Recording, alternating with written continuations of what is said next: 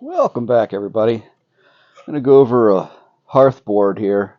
This is out of cherry, and it's anywhere from a quarter to half inch, 3/4 maybe thick.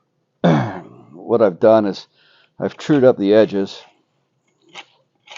made them square, and then on the underside, what I've done is I've beveled this so that when you start your first hole for your spindle, as you burn it in and start your notch, that notch will come in, and this bevel, let me get over on this side, you can see it a little bit better maybe.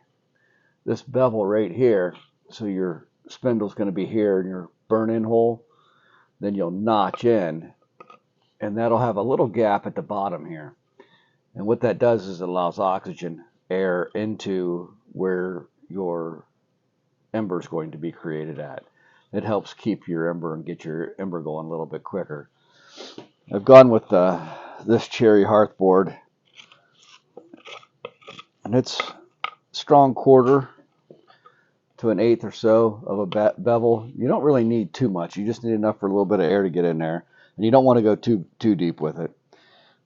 This is a rather large hearth board, but my intention is I'll be able to use all around the edges, and then I can trim it down and just use it. We'll see how this cherry does for a hearth board. Today I'm going to work on, this is a fatwood spindle. This is going to be the end eventually that is in contact with this hearth board. And you can see, if you look, you see that resin all through a strong quarter of this spindle. It runs all the way up through here. The whole thing isn't fatwood, but a good portion of it is. Should be enough to really help getting a fire going. And this is 12 inches long. It's not finished yet. And I have a fatwood bearing block that I'll be using. I've already cut in my notches for my thumb and my fingers. I like doing that.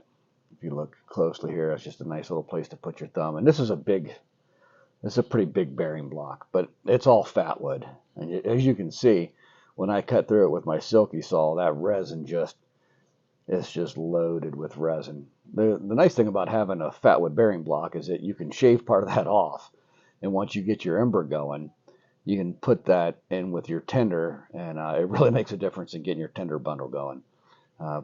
But this is going to be the tinder block for it. Of course, I haven't put my pilot hole in it for the top of my spindle yet, but that's what's to come.